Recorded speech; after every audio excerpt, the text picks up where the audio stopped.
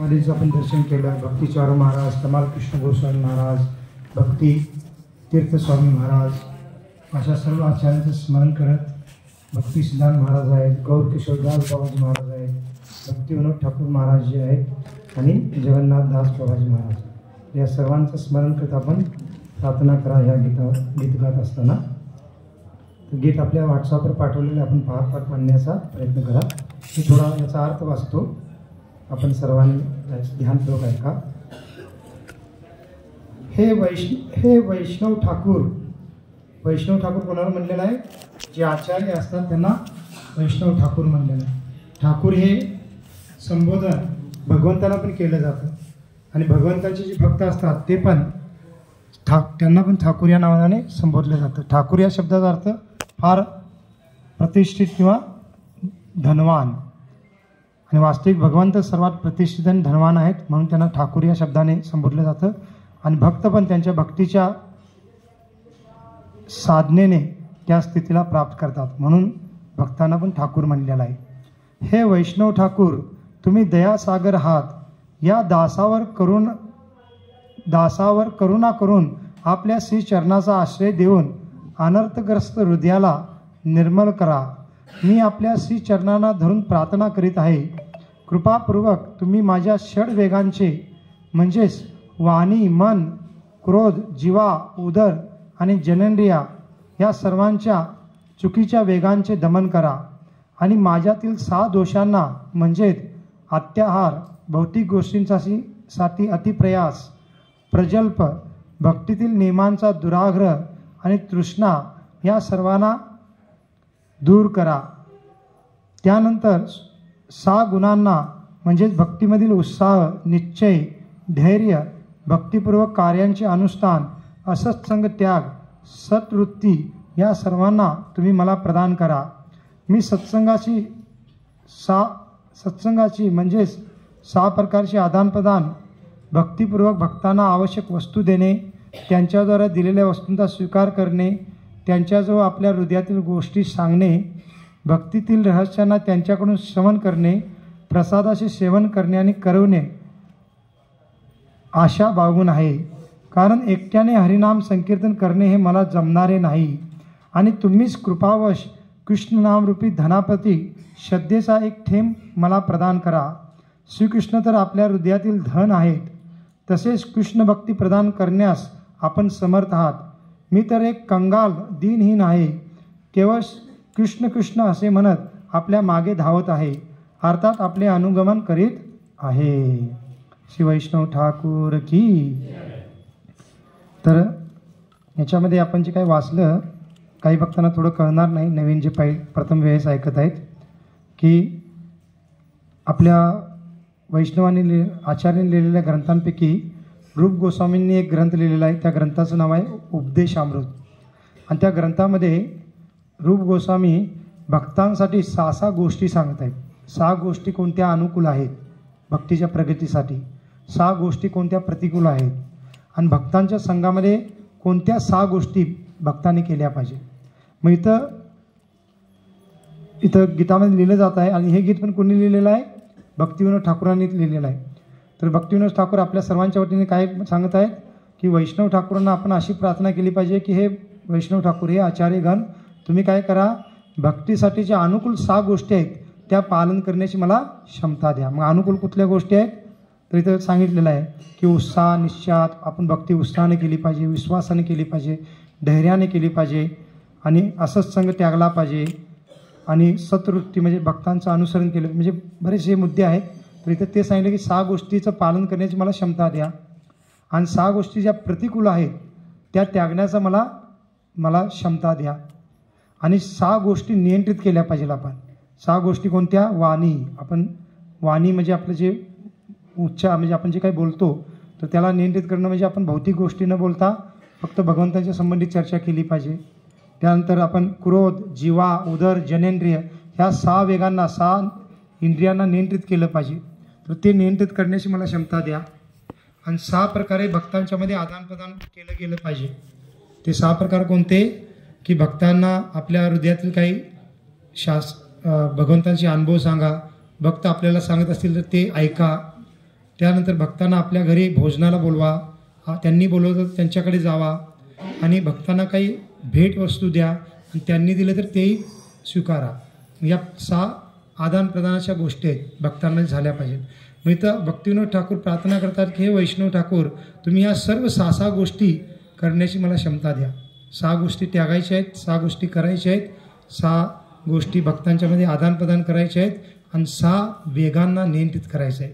मग ते इथं वर्णन केलेलं आहे. कारण तुमच्या हृदयामध्ये कृष्ण वास करतात. तुमचं खरं धन म्हणजे काय? तुमच्या हृदयामध्ये कृष्ण नेहमी वास करतात हेच आहे. आणि आम्ही तर त्या धनाच्या दृष्टिकोनातून फार कंगाल आहोत. आम्ही तो कंगाल कृष्ण कृष्ण बोली धावे ते तव पाचे पाचे.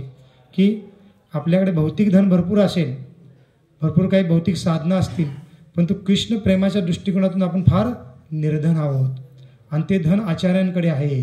आणि म्हणून इथं भक्तिविनोद ठाकूर म्हणतात की ते धन मला हवं आहे, म्हणून आपण काय केलं पाहिजे? आचार्यांच्या मागे कृष्ण कृष्ण म्हणत धावलं पाहिजे. जसं एखादा मुलगा असतो, मातापित्यांकडे पैसे आहेत आणि त्याला काहीतरी खाण्यासाठी घ्यायचं आहे, तर बाजारात तो आईवडिलांच्या मागे लागतो, मला ते पाहिजे पाहिजे म्हणून, आहे ना, त्याचं नाव घेत, त्या वस्तूचं नाव घेत मागे मागे धावतो. तसं भक्तिविनोद ठाकूर म्हणतात की आपण आचार्यांच्या मागे असं धावलं पाहिजे. कृष्ण कृष्ण बोली धावी ते तव पाचे पाचे. तर ते इथं वर्णन आलेलं आहे. तर सर्वांनी मग थोडं हृदयपूर्वक आपण एक गीत गावा. तर आज शेवट दिवस आहे आपला या धामामधला आणि आपण आतापर्यंत ज्या ज्या आचार्यांचं दर्शन केलेलं आहे त्या सर्वांना प्रार्थना करत आपण हे गीत गावा. कारण त्यांच्या कृपेनेच आपण ह्या सर्व गोष्टींना पालन करण्यासाठी सक्षम बनू शकतो किंवा नियंत्रित करण्यासाठी किंवा त्यागण्यासाठी पण सक्षम बनू शकतो. तर त्यांना आपण प्रार्थना करूया. आणि त्यापैकी सर्वात वरिष्ठ जे जगन्नाथदास बाबाजी महाराज आपल्या समोर आहेत. कारण आपण सांगितलेलं आहे की समाधीचं ठिकाण असतं त्या ठिकाणी ते आचार्य नेहमी शाश्वत वास करतात. तर आपण त्या प्रार्थनेच्या भावनेमध्ये हे गीत म्हणा.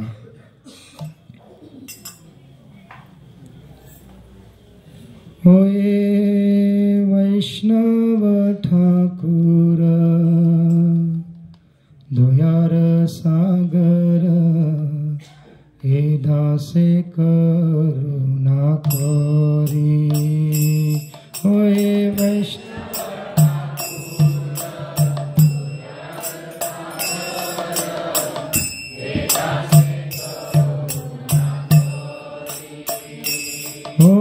वैष्णव ठाकुर दोयार सागर हे दासे करुणा खोरी. होय वैष्णव ठाकुर दोयार सागर हे दासे करुणा खोरी. दिया पद छाया शोध अमार तुम्हार चरण धोरी. दिया पद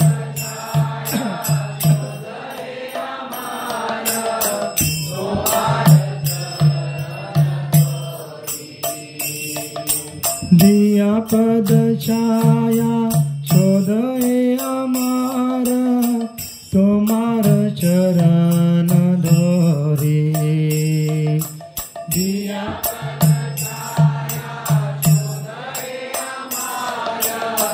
तुम्हार शरण धोरी. क्षय बेग दोमी क्षय दोष शोधी क्षय गुण दे अधासे. क्षय बेग दोमी क्षय दोष शोधी क्षय गुण दे अधासे. क्षय वेग दोमी क्षय दोष शोधी क्षय गुण दे अदासे.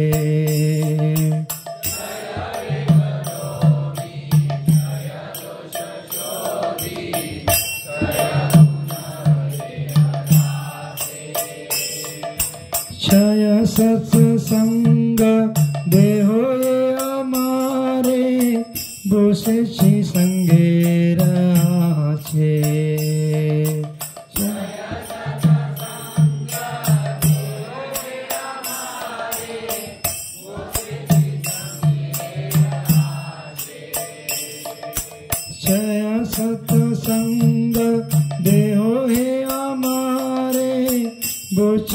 संगे रहाचे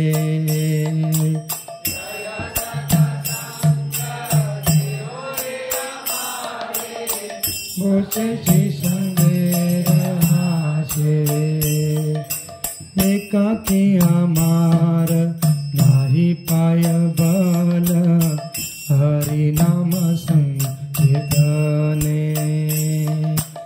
एकाकी आमार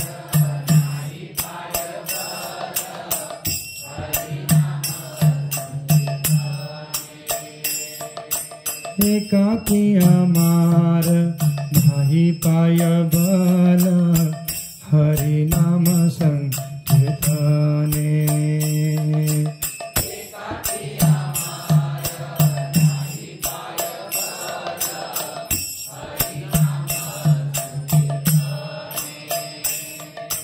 तुम्ही कृपा करी श्रद्धा बिंदू दिया देह कृष्ण नाम धने तुम्ही कृपा करी श्रद्धा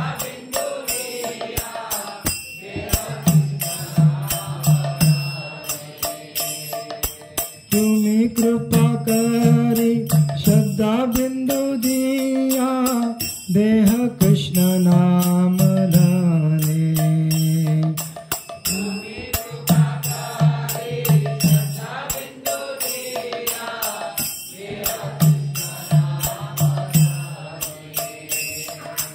कृष्ण से तुम्हार कृष्ण देते पार तुम्हार शक दियाचे कृष्ण से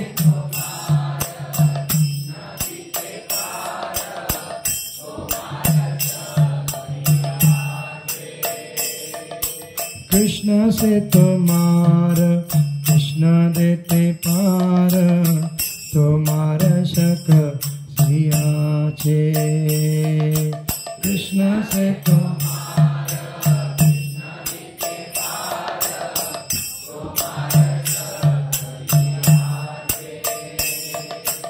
अमी तो कंगाल अमी तो कंगाल कृष्ण कृष्ण बोली दाई तव पाचे पाचे अमी तो कंगाल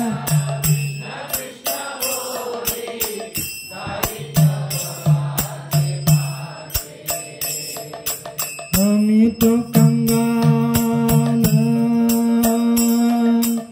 अमी तो कंगाल कृष्ण कृष्ण बोली दाई तव पाचे पाचे अमी तो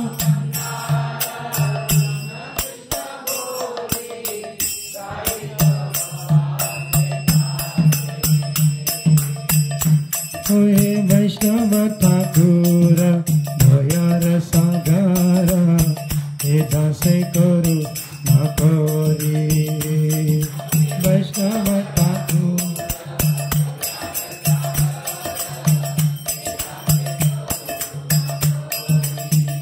हे वैष्णव ठाकुर भयर सागर हे दासे करू नकोरी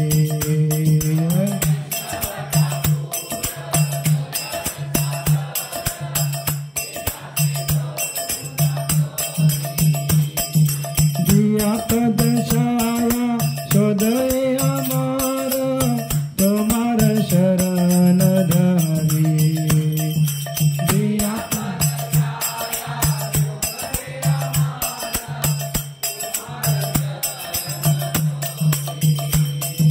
कृष्ण से तुम्हार कृष्ण देते पार तुम्हार शक्ति आचे कृष्ण ते तुम्हार कृष्ण देते पार तुम्हार शक्ति आचे अमी तो कंगाल कृष्ण कृष्ण बोली दाई तव पाचे पासे अमी तो कंगाल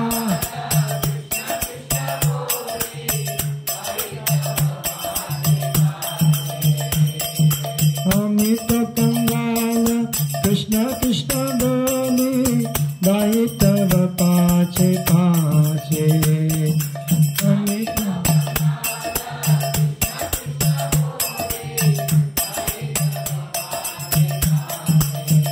होए वैष्णव ठाकुर दयार सागर निवासे करो ठाकुरी वैष्णव ठाकुर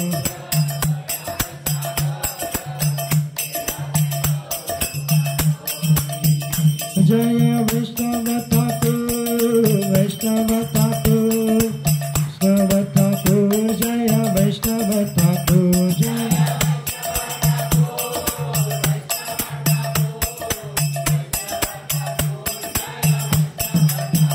जय वैष्णव ठाकुर वैष्णव ठाकुर वैष्णव ठाकुर जय वैष्णव ठाकुर जय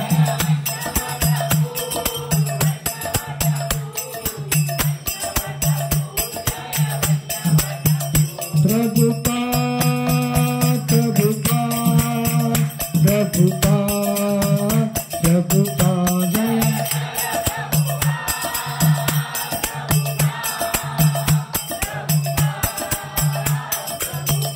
जय जय प्रभुपाद प्रभुपाद प्रभुपाद प्रभुपाद जय जय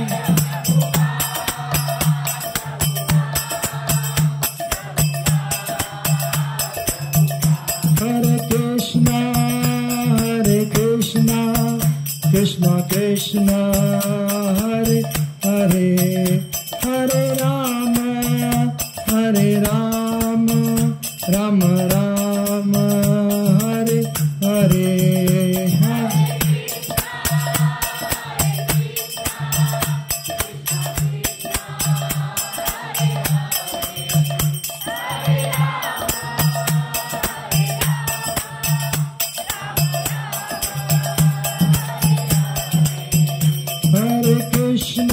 हरे कृष्णा कृष्णा कृष्णा हरे हरे हरे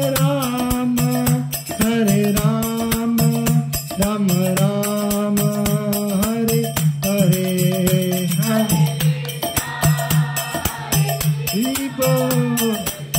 सर्वांनी मोठ्याने प्रेमाने म्हणा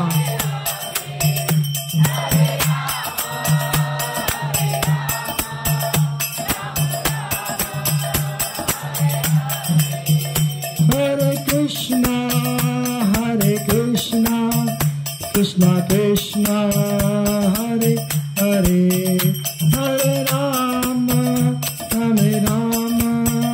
राम राम हरे हरे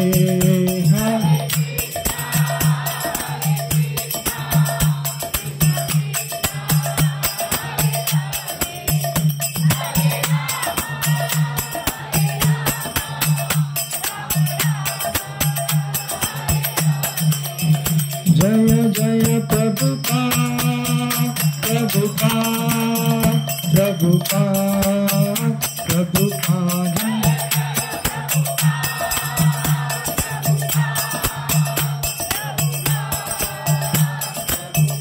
जय जय प्रभुपाद प्रभुपाद प्रभुपाद प्रभुपाद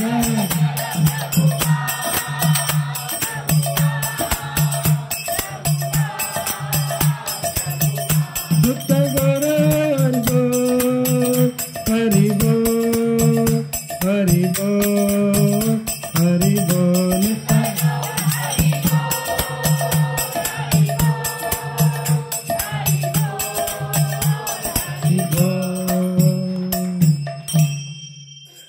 पावन से हरिनाम संकीर्तन की जय।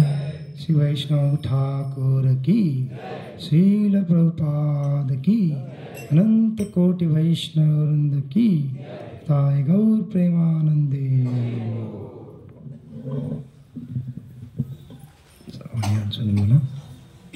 ओम नमो भगवते वासुदेवाय।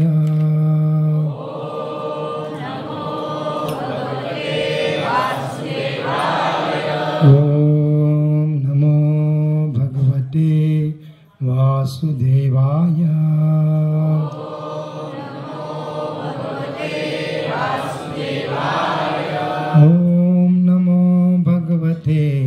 वासुदेवाय।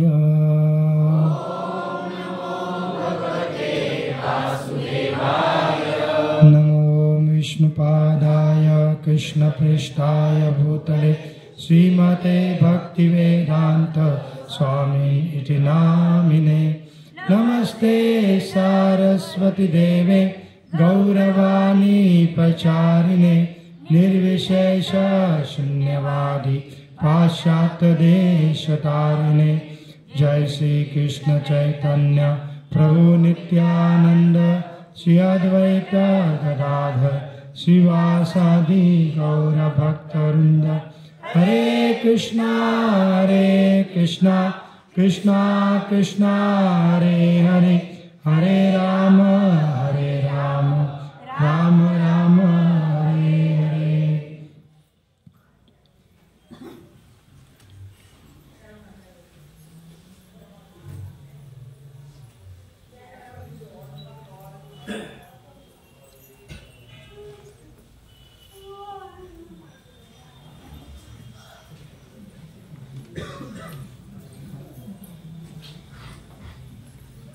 हरे कृष्ण।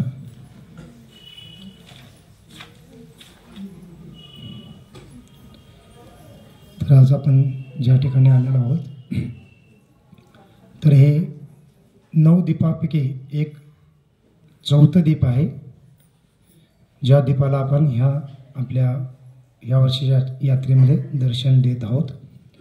तर आपण पहिल्या दिवशी अंतर्दीपमध्ये दर्शन केलं, अंतर्दीपाचं वास केला किंवा दर्शन केलं।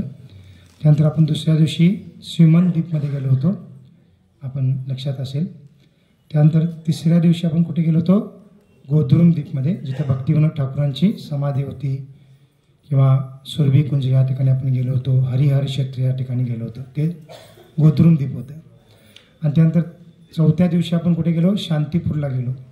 तर शांतीपूर हे ठिकाण आता ह्या नवदीपच्या अंतर्गत येत नाही, तर ते कोणते आहेत आपण सांगू आणि पुढे।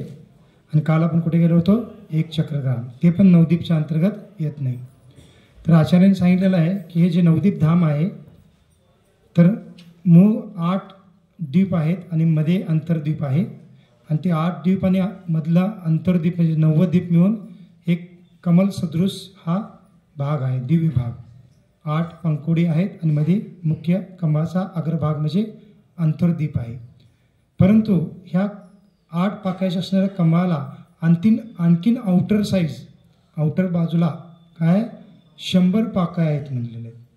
तसं पाहायला गेलं तर मग हे सर्व विस्तृतपणे पाहायला गेलं तर हे धाम किती पाकळ्यांचं आहे? 108 पाकळ्यांचं। मधलं अंतर्दीप हे पाकळी नसून अग्रभाग आहे। मग अशा पद्धतीने धामाचं वर्णन आहे। आणि मग बाकीचे 100 पाकळ्या म्हणजे काय आहेत? तर आपण काल जसं सांगितलं एक चक्रग्राममध्ये की चैतन्य महाप्रभूंचे बरेच पार्षद नवदीप मायापूरमध्ये प्रकट झाले आणि इतर बरेच पार्षद वेगवेगळ्या भागामध्ये पण प्रकट झाले, ज्या भागांना बंगाल प्रांतामध्ये काय म्हटलं जातं? राड देश म्हटलं जातं। आपण काल सांगितलं राड देश म्हणजे काय की ज्या भागामध्ये गंगा नदी वाहत नाही। मग भगवंतांचे वेगळे पार्षद अशा राड भागामध्ये पण, राड देशामध्ये पण प्रकट झालेले। तर त्याच्यामध्ये जसं शांतीपूर पण त्या आउटर 100 पाकळ्यांच्या मधलं एक पाकळी येते। मग ते नवदीपमध्ये नाही, नवदीपच्या आउटसाईड आहे थोडं, परंतु ते पण एक नवदीपचा एक विस्तारित जे धामाचं स्वरूप आहे त्याच्या अंतर्गत येतं। आणि काल आपण एक चक्रग्राम गेलो होतो, तर ते पण ह्या 100 पाकळ्यांच्या अंतर्गत एक आउटर साईडची पाकळी आहे, आपण असं म्हणू शकतो। आणि त्यामुळे आपण 2 दिवस जे शांतीपुराने एक चक्रग्राम घेतलं, दर्शन केलं, तर ते ह्या मधल्या 9 द्वीपामध्ये येत नाही। मग आपण पहिल्या 3 दिवशी 3 द्वीप दर्शन केले आणि आज शेवट 6वा दिवस आहे आपला, आणि आज आपण ह्या 4थ्या द्वीपमध्ये आलेलो आहोत। आणि 4थ्या द्वीपाचं नाव काय आहे? कोलह द्वीप, कोलह द्वीप आपण म्हणू शकतो। कोलह द्वीप नावाचे द्वीप आहे। परंतु हे जे शहर आहे, म्हणजे शहर म्हणजे एक नगर म्हणू शकतो, तर या नगराचं नाव काय आहे? नवदीप आहे। म्हणजे पूर्ण धामाचं नाव शास्त्रानुसार नवदीप आहे, 9 द्वीपाचं। परंतु ह्या नवदीपमध्ये एक शहर आहे, त्याचं पण नाव नवदीप आहे। जसं वृंदावन 84 कोसाचं वृंदावन आहे, पण त्या वृंदावनमध्ये आपण जिथं राहतो, आपलं राधा श्यामसुंदर किंवा कृष्ण बलराम मंदिर आहे, त्या भागाला, त्या नगराला पण वृंदावन म्हणलं जातं। तसं ह्या नगराला नवदीप म्हणलं जातं. म्हणजे नवदीप ह्या कोलादीपमध्ये वास केलेला आहे आणि इतर पण भाग याच्या अंतर्गत अजून येतो. मग हे 4थं द्वीप आहे. मग ह्यावर्षी आपण यात्रेला आलेलो आहोत, तर ह्या 4 द्वीपाचं आपण दर्शन करत आहोत. 4 द्वीपामधले जे भगवंतांच्या लीला ठिकाण आहेत त्याचं आपण दर्शन करत आहोत. आणि राहिलेले जे 5 द्वीप आहेत ते द्वीप आता आपण पुढच्या वेळेला येईल तेव्हा दर्शन करू. त्याची नावं फक्त आपण पाहू शकतो, म्हणजे नावं तर आपण श्रवण करू, त्याच्यामुळे पण आपल्याला लाभ आहे. तर 5वं द्वीप आहे श्रीमध्य द्वीप. त्यानंतर 6वं द्वीप आहे श्री ऋतुद्वीप. 7वं द्वीप आहे ज्वानुद्वीप. 8वा आहे मोद्रुम द्वीप आणि 9वा आहे रुद्रद्वीप. तर असे एकूण 9 द्वीप आहेत. त्यापैकी आपण कोणते द्वीप पाहिले? अंतर्द्वीप, श्रीमंत द्वीप, गोद्रुम द्वीप आणि आज आपण आलेलो आहे कोलह द्वीप. तर आता जसं आपण प्रत्येक द्वीपाचं नाव तसं का पडलं हे शास्त्रामध्ये म्हणजे आपल्या ग्रंथामध्ये सांगितलेलं आहे, तर ते आपण चर्चा केली. तर ह्या द्वीपाचं नाव पण कोलद्वीप का पडलं याच्या मागे पण एक प्रसंग आहे. आणि तो प्रसंग आत्ताचा नाही आहे कलियुगातला, तो प्रसंग आहे सतयुगातला.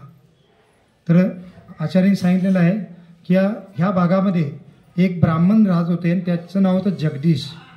आणि ते कोणाचे उपासक होते? वराह भगवंतांचे ते भक्त होते. भगवंतांचे वेगवेगळे अवतार आहेत आणि आपल्या भावानुसार भक्त वैष्णव भगवंताच्या वेगळ्या रूपाचं उपासना करू शकतात किंवा करतात पण. मग हे जे जगदीश होते हे वराह भगवंतांची उपासना करायचे आणि ह्या ठिकाणीच ते वास करत होते. आणि त्यावेळेला हे जे भूमी आहे हे कशा पद्धतीने होती? आत्ता आपल्याला शहर किंवा नगर दिसते, परंतु त्यावेळेला काय होतं की गंगा नदीच्या किनारी एक उंच भाग म्हणजे टेकडी किंवा टेकडीपेक्षा मोठा छोटासा पर्वताप्रमाणे हा भाग होता आणि चारी बाजूने नदी वाहत होती. आणि ह्या पर्वतासारख्या असणाऱ्या भागावर हे जगदीश किंवा बाकीचे समुदाय गाव भागातले लोक राहत होते. आणि हे वराह भगवंताचे उपासक होते आणि वराह भगवंताची उपासना करत असताना त्यांना बऱ्याच वेळा भगवंताच्या त्या रूपाचं दर्शन करायची इच्छा व्हायची. आणि त्यांच्या उपासनेने प्रसन्न होऊन खरोखर एक दिवस भगवंत त्यांच्यासमोर प्रकट होतात. कशाच्या रूपात? वराह भगवंताच्या रूपात. आणि वराह भगवंताचं रूप कसं आहे? वराह याचा अर्थ संस्कृत वराह शब्द आहे. वराह याचा अर्थ सुकर किंवा आपल्या ग्रामीण भाषेमध्ये डुक्कर म्हणतो आपण. भगवंत त्या रूपामध्ये प्रकट झाले. कशासाठी? पृथ्वी मातेचं उद्धार करण्यासाठी आणि हिरण्याक्षा वध करण्यासाठी. मग भगवंत त्या रूपामध्ये त्या जगदीश ब्राह्मणाच्या समोर प्रकट झाले. आणि आपल्याला टी व्हीवर आपण ते एखादी सिरियल त्यांनी पाहिली असेल, मालिका आम्ही लहान असताना पाहिली होती, तर तिथं काय दाखवलं जातं की वराह भगवंतांना पण नरसिंह भगवंतासारखे शरीर पुरुषाचं आहे आणि मुख तेवढं वराह भगवंताचं असं दाखवलं जातं. परंतु वराह भगवंताचं तसं स्वरूप नाही. वराह भगवंताचं स्वरूप पूर्ण डुकराचं स्वरूप आहे. हे शरीर पण त्याचं त्या डुकराप्रमाणेच आहे आणि मुख पण तसंच आहे. नरसिंह भगवंताचं तसं नाही. त्यांची मुख तेवढं सिंहाप्रमाणे, बाकी शरीर पुरुषाप्रमाणे. परंतु वराह भगवंत पूर्णतः त्या पशुप्रमाणे आहेत. परंतु भागवतामध्ये जरी ते पशुचे रूप घेतलेले आहेत तरी त्यांच्या सुंदरतेचे गुणगान देवता करत आहेत असं वर्णन आहे. आता डुक्कर असतं ते किती आपल्याला घृणित वाटतं आपण रस्त्यावरती पाहिल्यानंतर, परंतु भगवंत इतके दिव्य आहेत की भगवंत जे पण काही करतात ते सर्व कार्य काय होतं? दिव्य, सुंदर आणि काय होतं? एकदम आनंदमय बनतं. आता भगवंताने जेव्हा डुकराचं रूप घेतलं तर ते इतकी सुंदर आहे की देवता आगन जेव्हा हिरण्याक्षाने वराह भगवंताचं युद्ध चालू आहे किंवा वराह भगवंताने पृथ्वीला वर काढलेला आहे त्यावेळेला सर्व देवी देवता त्यांची स्तुती करत, त्यांच्या सुंदरतेचं वर्णन करत पुष्पवृष्टी करत आहेत, वाद्य वाजवत आहेत, नृत्य करत आहेत असं वर्णन आहे. आणि त्या जगदीश ब्राह्मणांना भगवंतांनी तसं सुंदर दर्शन दिलं.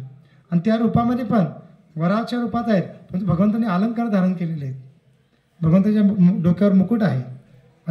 जसं एखाद्या कुत्र्याला मालक सजवतात ना काय काय करून आहे ना, तर ते पण तिथूनच आले म्हणू शकतो आपण की भगवंत आहेत ते एका पशुच्या रूपात आहेत, परंतु तरी पण त्यांनी शृंगार केलेला आहे. अलंकार आहेत त्यांच्या गळ्यामध्ये, त्यांच्या कानामध्ये कुंडल आहेत. आता डुकराच्या कानामध्ये कुंडल आहेत, कसं दिसतील, परंतु ते भगवंत आहेत आणि फार सुंदर दिसत आहेत. मुकुट आहे वर आणि हातामध्ये गदा घेऊन, डुक्कर आहेत परंतु दोन्ही हातामध्ये गदा घेऊन म्हणजे पुढच्या 2 पायामध्ये गदा घेऊन ते हिरण्याक्षी लढत आहेत. आपल्या इस्कॉनच्या भक्तांनी त्याचं चित्र पण काढलेलं आपण पाहिलं असेल कधी. फार सुंदर दिसतात. आणि एवढंच नाही तर भागवतामध्ये वर्णन आहे की जेव्हा वरा भगवंत त्या पाण्यातून वर आले पृथ्वी मातेला घेऊन, तर त्यांनी काय केलं, जसं एखादं कुत्रं किंवा पशु असतो पाण्यातून आल्यानंतर तो काय करतो, आपला अंग झाडतो जरा असं है ना, आणि झाडल्यामुळे काय होतात, इकडे तिकडे जरा चिटकं उडतात ना. आता एखादं कुत्रा किंवा डुक्कर आला आपल्याजवळ, त्याने अंग पाण्यातून आल्यानं त्याने अंग झाडलं, तर आपण काय करू, ते दूषित मानू ना, एकदम त्याला हाकलून लावू. परंतु जेव्हा भगवंतानी त्या पाण्यातून गर्भोदक सागरातून त्यांनी पृथ्वीला वर काढलं आणि त्यांचं भिजलेलं अंग त्यांनी झाडलं, तर त्याचे जे छिटके आहेत ते पूर्ण स्वर्गलोक आणि ब्रह्मलोकापर्यंत गेले. आणि स्वर्गलोकातले देवी देवता, त्याच्यापेक्षा वरचे लोक, महरलोक, तपलोक किंवा जनलोक आणि सत्यलोकामधले जे ऋषीमुनी आहेत, सर्वजण त्या चिटक्याला आपल्या अंगावर उडल्यामुळे धन्य मानू लागले. ते भगवंताचा आणखीन जय जयकार करू लागले. आणि भगवंतांना स्पर्श झालेलं ते जल आहे आणि ते आनंद करू लागले. जसं आपण आरती केल्यानंतर भगवंतांना जल अर्पण करताना सर्वांच्यावर शिंपडतो आणि ते भगवंतांना अर्पण केलेलं जल आहे. मग तसं सर्व रूप असं दर्शन जगदीश पंडित यांना वरा भगवंतांनी दिलं. आणि तुमच्या सेवेने मी फार प्रसन्न आहे असं भगवंत त्यांना म्हणाले. आणि एवढंच नाही तर मग वरा भगवंतांनी ह्या जगदीश ब्राह्मणांना काय बोलले पहा, इथं वर्णन आहे, माफ करा मी जगदीश नाव घेत होतो, वासुदेव नाव आहे, वासुदेव इथं नाव आहे दिलेलं, मी लक्षात नाही राहिलं म्हणजे. तर पहा मग वासुदेवांना काय बोलत आहेत वरादेव, हे वासुदेव तुम मेरे महान भक्त हो और तुमने अपनी दृढ़ भक्ति से मुझे प्रसन्न कर लिया है. कृपा करके मेरी बात सुनो. जब कलयुग आएगा तब इस नवद्वीप में मेरे द्वारा प्रदर्शित लीलाएं होंगी. तीनों लोकों में नवद्वीप के समान कोई स्थान नहीं है. यह मेरा सबसे प्रिय धाम है और बहुत गुप्त रखा गया है. शास्त्रों में वर्णित है कि सारे पवित्र स्थल यहाँ तक कि ब्रह्मावर्त भी यही स्थित है. यह अत्यंतिक धार्मिक भूमि है जहाँ मैं ब्रह्मा जी का अग्नि यज्ञ करने और अपने दांतों से वेद कर हिरण्याक्ष राक्षस को मारने के लिए प्रकट हुआ हूँ. पाप वरा भगवंत हे सांगत आहेत त्या वासुदेव यांना की वास्तविक हे जे तू ज्या ठिकाणी राहतो हे साधारण ठिकाण नाही आहे, हे नवदीप धाम म्हणून ओळखलं जातं. आणि हे कसं आहे, सर्व तीर्थक्षेत्रामध्ये मला सर्वात प्रिय आहे आणि इतर सर्व तीर्थक्षेत्र या ठिकाणी वास करतात. असंच कोणी सांगितलं होतं, आपण चर्चा केलेली आहे. प्रभू रामचंद्रांनी पण सीतामातेंना सांगितलं होतं किंवा गौरांग महापुनी पण पार्वती मातेला सांगितलेलं आहे. आपल्याला पाहायला मिळतं की भगवंत प्रत्येक वेगवेगळ्या म्हणजे दृष्टांतामध्ये भक्तांना जे दृष्टांत देत आहेत, दर्शन देत आहेत, त्यावेळेला नवदीप महात्म्य इथं सांगत आहे. म्हणजे ह्या या नवदीपमध्ये ज्यांना ज्यांना त्यांनी दर्शन दिलेलं आहे त्यांना इथं आपल्याला तसं पाहायला मिळतं. आणि इथं काय म्हणतात पहा, तुम इस नवदीप धाम में मेरी सेवा कर रहे हो इसलिए तुम बहुत अधिक भाग्यवान हो. तुम यहाँ मेरी लीलाओं के प्राकट्य के समय पुनः जन्म लोगे. तुम भगवान गौरांग के अत्यंत सुंदर एवं मनमोहक रूप और उनकी महान संकीर्तन लीलाओं का दर्शन करोगे. यह शब्द कहकर वरादेव अदृश्य हो गए. मग वरा भगवंतांनी त्यांना सांगितलं की तू पण माझ्या त्या लीलेमध्ये असणार आहेस आणि मी अद्भुत लीला करेन, संकीर्तनाची लीला करेन, तर तुला ते पाहण्याचं दर्शन होईल. मग चैतन्य महाप्रभूंच्या लीलेमध्ये बरेच पार्षद आहेत आणि हे सर्व पार्षद आहेत ना, ते असेच वेगवेगळ्या युगामधले भगवंताचे भक्त आहेत. त्यांनी विशेष काही साधना केलेली आहे, ती योग्यता प्राप्त केली आहे, तेच इथं प्रकट झालेले आहे. मग हे सर्व इथं सांगितलेलं आहे. आणि मग कोलादीप नाव का पडलं कोलदीप, तर म्हणलेलं आहे की वरा किंवा डुक्कर यांना ह्या बंगाली किंवा स्थानिक भाषेमध्ये कोल म्हणलं जातं. मग या ठिकाणी भगवान वरा भगवंतांनी त्या वासुदेव ब्राह्मणाला दर्शन दिलं आणि म्हणून या द्वीपाचं नाव काय पडलं कोलदीप. आणि एवढंच नाही तर इथं जो पर्वत आहे त्या पर्वताचं नाव काय पडलेलं आहे कोलह पर्वत. आता आपल्या भौतिक दृष्टीने काय हा पर्वत दिसत नाही, तो लुप्त झालेला आहे. परंतु त्यावेळेला तो पर्वत म्हणजे एकदम मोठा पर्वत नाही, परंतु टेकडीप्रमाणे हा भाग होता. जसं जगन्नाथपुरीला जातो आपण तर जगन्नाथजींचं मंदिर आहे, तर आपल्याला सामान्य एखादं सपाट प्रदेश दिसेल मंदिर आणि आजूबाजूचा प्रदेश, परंतु शास्त्रामध्ये सांगितलेलं आहे तो नीलाचल नावाचा पर्वत आहे.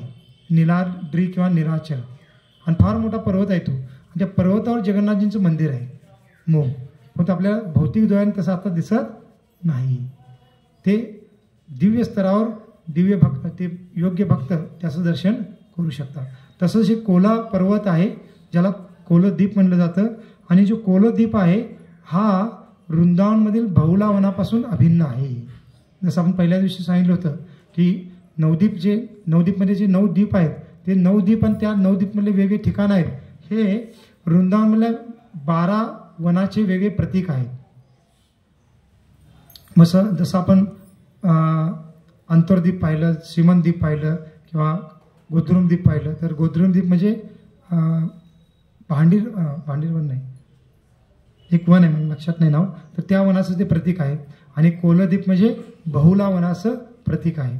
आणि हा कोलह पर्वत जो आहे इथं आता अदृश्य आहे आपल्या डोळ्यासमोर, पण हा कोलह पर्वत वृंदावनमधल्या गोवर्धनापासून अभिन्न आहे.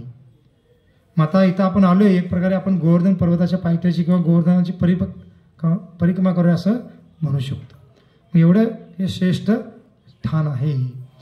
आणि मग या ठिकाणी म्हणून तर आपले जगन्नाथदास बाबाजी महाराज इथे येऊन त्यांनी बऱ्याच कालावधीसाठी साधना केलेली आहे.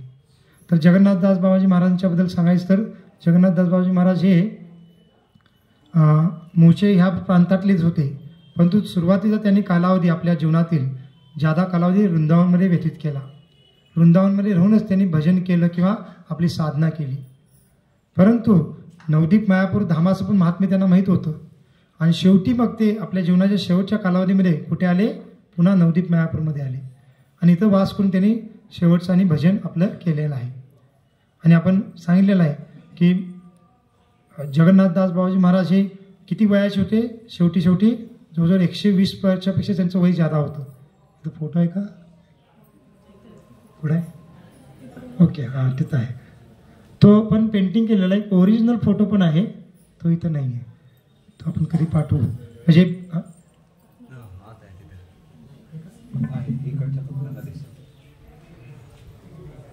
नाही, तो पण नाही ओरिजिनल. म्हणजे ओरिजिनल कुणी काढला होता, भक्तिविनोद ठाकूर जे जिल्हा मॅजिस्ट्रेट होते है ना, आपण सांगितलं ना त्यांचे हे गुरु होते. तर मग त्यांनी ब्रिटिश कालावधीमध्ये एक त्यांचा फोटो काढला होता आणि ते फोटो ओरिजिनल आहे. असं एकदम खाली ते ताट बसलेलेच नाही, पूर्ण पाठीमध्ये वाकून त्यांचं डोकं एक प्रकारे खाली टेकत आहे आणि तशाच स्थितीमध्ये ते बसून असं जप करत आहे, हा त्यांचा फोटो आहे. मग हे 120पेक्षा जादा वय त्यांचं त्यावेळेला होतं जेव्हा भक्तिविनोद ठाकूर इथं आले राहण्यासाठी गोद्रुमद्वीपमध्ये. आणि भक्तिविनोद ठाकूरून मग त्यांना इथं आल्यानंतर कळालं की हे सर्वोच्च आचार्य आहेत, आत्ता वर्तमान आचार्य त्यांच्या वेळेला जे गौडी परंपरेचे शुद्ध किंवा प्रमाणित आपण आचार्य म्हणू शकतो. तर मग भक्तिविनोद ठाकूर पहा एवढे मोठे उच्च शिक्षित आहेत, मॅजिस्ट्रेट आहेत किंवा समाजामध्ये एवढा त्यांचा प्रतिष्ठा आहे, तर ते भक्तिविनोद ठाकूर तिकडून इकडे यायचे जगन्नाथदास बाबाजी महाराजांना भेटण्यासाठी. आणि जगन्नाथदास बाबाजी महाराजांना त्यांनी आपल्या शिक्षागुरू म्हणून स्वीकारलं. भक्तिविनोद ठाकूरांनी विपिन बिहारी स्वामी नावाचे दुसरे एक भक्त होते आपल्या गुरुशिष्य परंपरेतले, त्यांच्याकडून दीक्षा घेतली. परंतु जे उपदेश आहे, कारण उपदेश आपण इतर पण आचार्यांकडून घेऊ शकतो, त्यांना आपण शिक्षागुरू म्हणतो. मग भक्तिविनोद ठाकूर यांच्याकडून बरेच त्यांनी शिकवण घेतली. आणि भक्तिविनोद ठाकूरांनी त्याच्यावर एक ग्रंथ पण लिहिलेला आहे, त्या ग्रंथाचं नाव आहे जैव धर्म, फार प्रसिद्ध ग्रंथ आहे. मग त्या ग्रंथामध्ये जसं आपण सांगितलं भक्तिविनोद ठाकूरांनी 100पेक्षा जादा ग्रंथ लिहिलेले आहेत. रोज रात्री ते 10 ते सकाळी 4 वाजेपर्यंत ग्रंथाचं लिखाण करायचे. तर त्या ग्रंथांपैकी एक ग्रंथ आहे जैव धर्म. तर त्या ग्रंथामध्ये भक्तिविनोद ठाकूरांनी काय लिहिलेलं आहे, जे काही जगन्नाथदास बाबाजी महाराजांच्या सोबत त्यांचं संभाषण झालेलं आहे, भक्तीच्या सिद्धांताबद्दल चर्चा झालेली आहे, त्या चर्चेवर आधारित त्यांनी ग्रंथ लिहिलेला आहे. तो ग्रंथ फार घन आहे तत्वज्ञानाच्या दृष्टिकोनातून. त्याच्यात काही कथा किंवा प्रसंग नाही आहेत, सिद्धांत आहेत.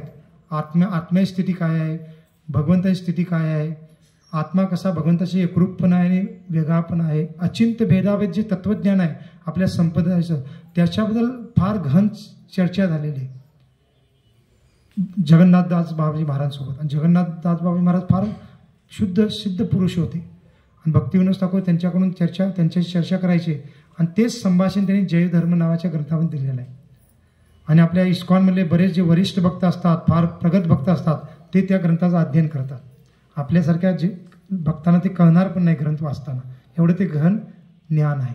आणि ती चर्चा सर्व ह्याच ठिकाणी होत होती.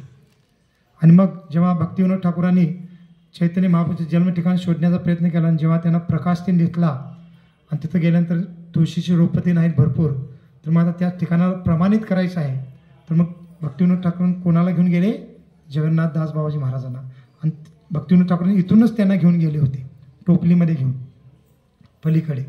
आणि तिथं गेल्यानंतर मग जगन्नाथदास बाबा महाराज जे एकदम 120पेक्षा ज्या वयाच्या आहेत, म्हणजे सरळ बसू शकत नाहीत आणि पापण्या पण त्यांच्या वर, असं कोणाला बघायचं तर पापण्या दुसऱ्याने वर केले तर मग त्यांनी बघणार, असं त्यांची स्थिती होती.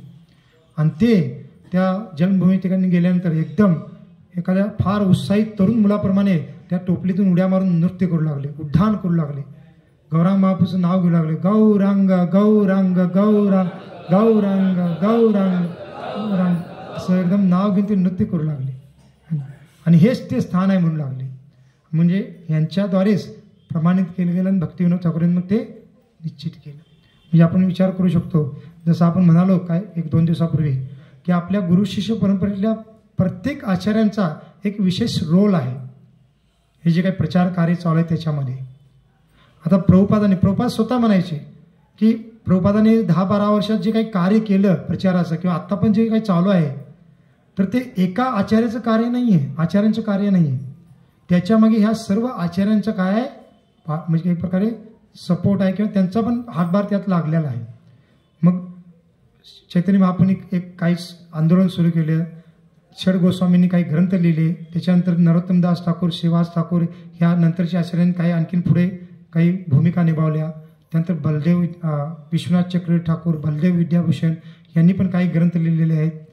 आणि त्याच्यानंतर जगन्नाथदास बाबाजी महाराज हे बलदेव विद्याभूषण यांचे शिष्य होते. आणि त्याच्यानंतर भक्तिविनोद ठाकूरांचा पण एक विशेष रोल, त्यानंतर भक्ती सिद्धांत महाराजांचा एक विशेष रोल.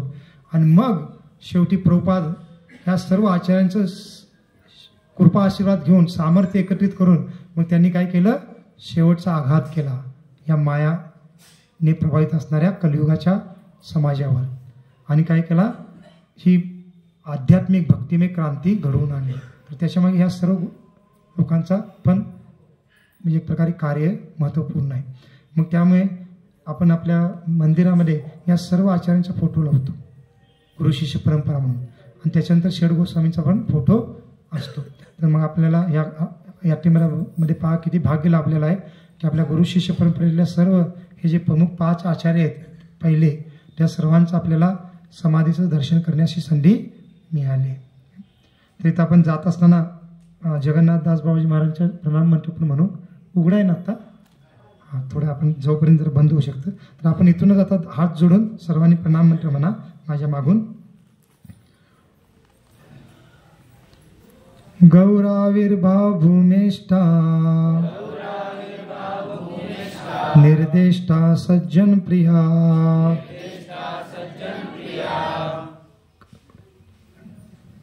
वैष्णव सार्वभौमो श्री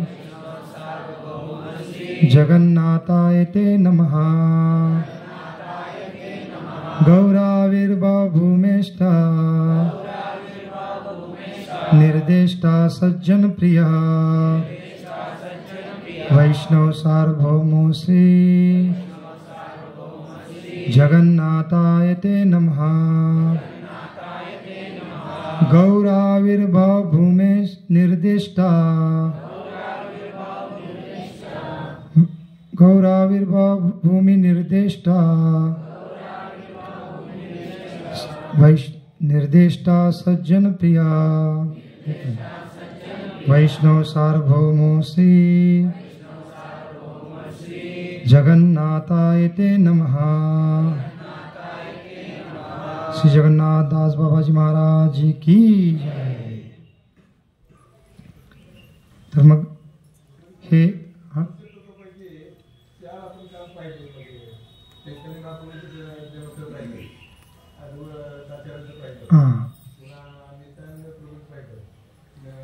श्रीवास ठाकूरांचं पाहिलं, गदाधर पंडितांचं आपण सांगितलं. श्रीवास ठाकूरांचं जे अंगण आहे त्याच्या समोरच अद्वैत भवन आणि गदाधर भवन असे 2 ठिकाण आहेत.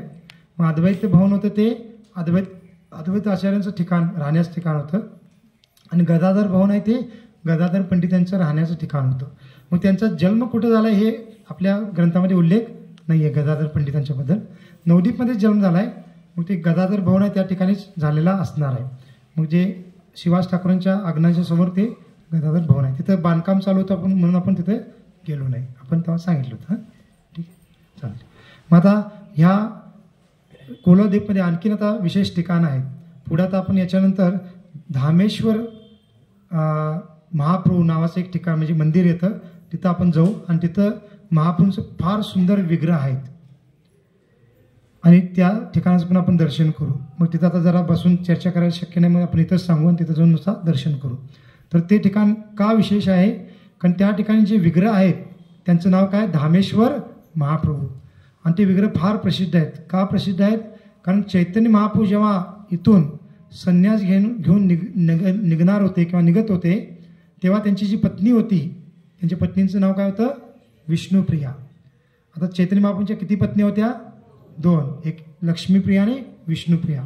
पहिला त्यांचा विवाह लक्ष्मीप्रियांसोबत झाला होता, परंतु चैतन्य महाप्रभू जेव्हा विद्यारस लीला करत होते म्हणजे व्याकरण शिकवत होते, विद्वान म्हणून पंडित म्हणून ओळखले जात होते, त्यावेळेला चैतन्य महाप्रभू एकदा ह्या नवदीपमधून बंगाल म्हणजे आत्ताचा जो बांगलादेश आहे त्या भागामध्ये काही दिवसासाठी जातात आपल्या शिष्यांना घेऊन, विद्यार्थ्यांना घेऊन.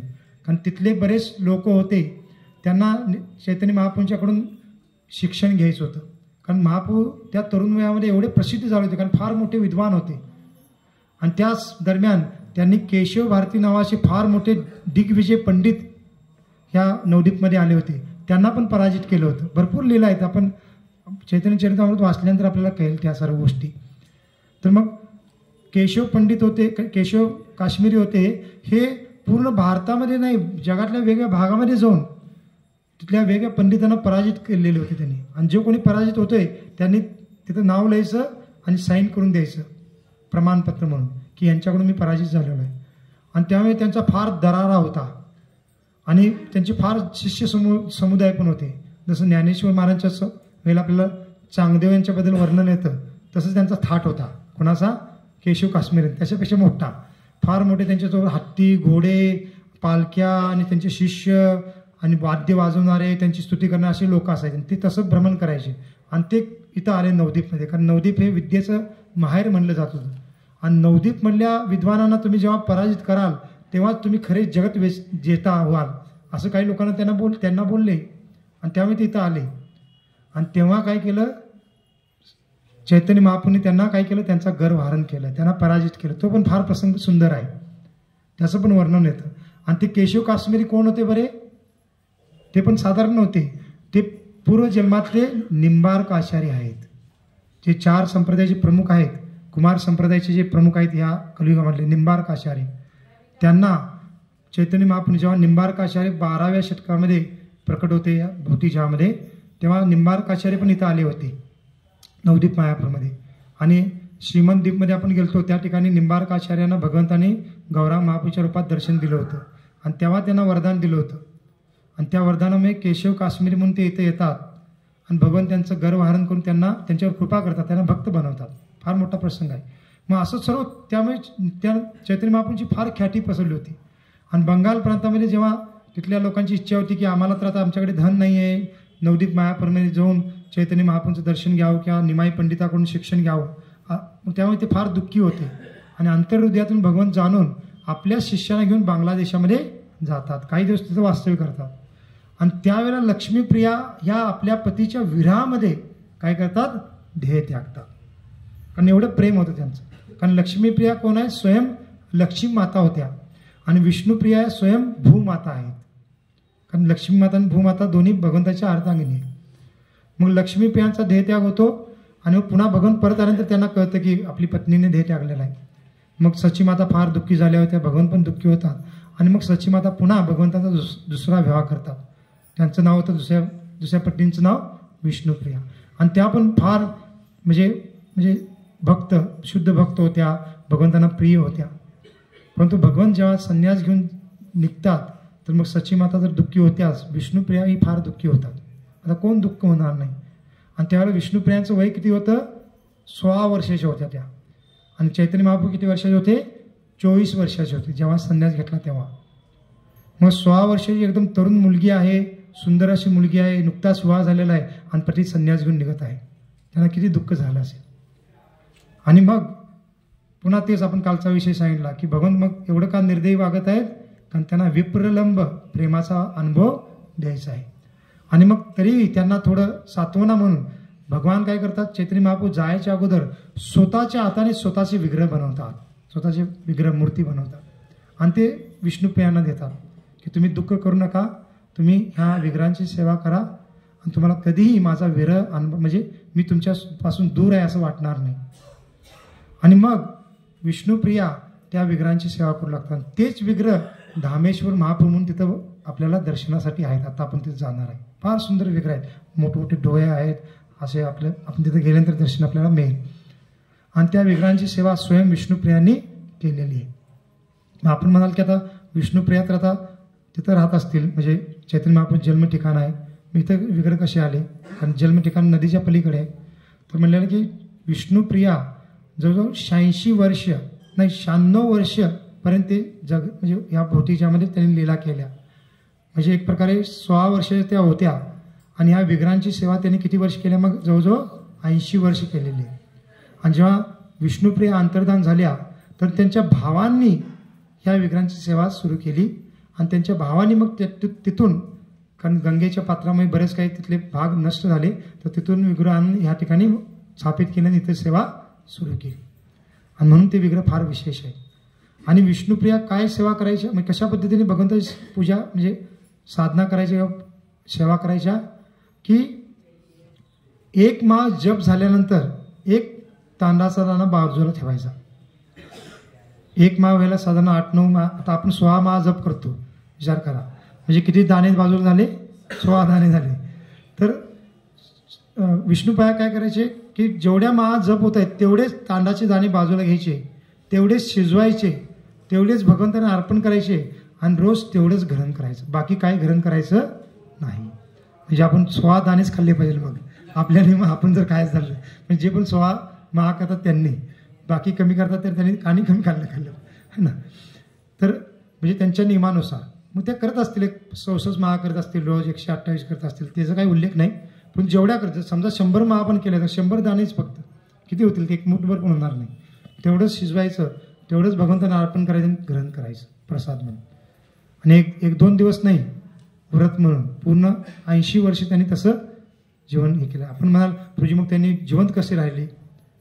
मग शेवटी आणि तोच विषय येतो की ह्या अशा दिव्य स्तराला असलेल्या व्यक्तींच्या सर्व शारीरिक गरजा लुप्त झालेल्या असतात.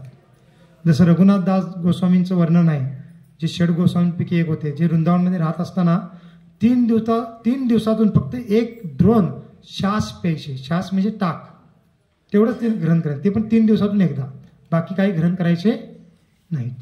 मग हे आचार्यांची स्थिती होती, कारण ते त्या ध्यात्म स्तरातून पूर्ण आत्मस्तरावर गेलेले आहेत. त्यांना ध्यात्म स्तराची काही देहाला असणाऱ्या तहान, भूक, झोप याची काही आवश्यकता नाही आहे. आणि आपल्याला अतिशयोक्ती वाटेल, कारण असं कधी आपण पाहिलेलं नाही म्हणून.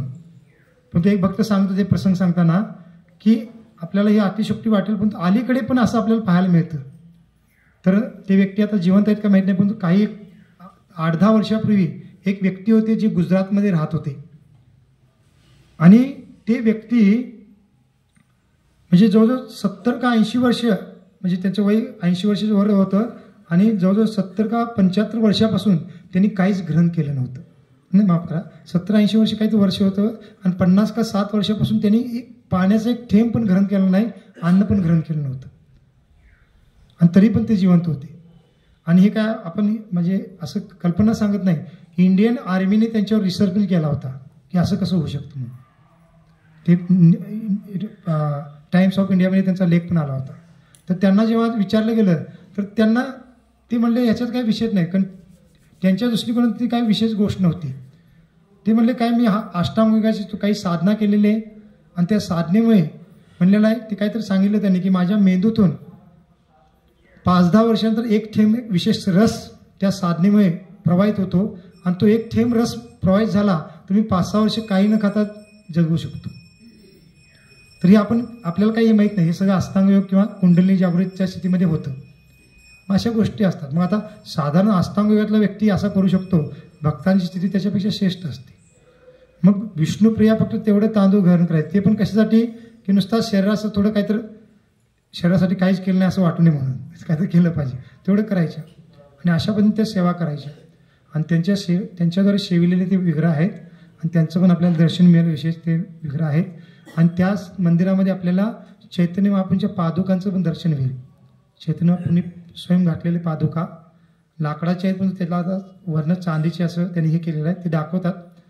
म्हणजे काही लक्ष्मी दिल्यानंतर बघूया आपल्याला तिथं जर शक्य झालं तर ते पण आपल्याला दर्शन करतील.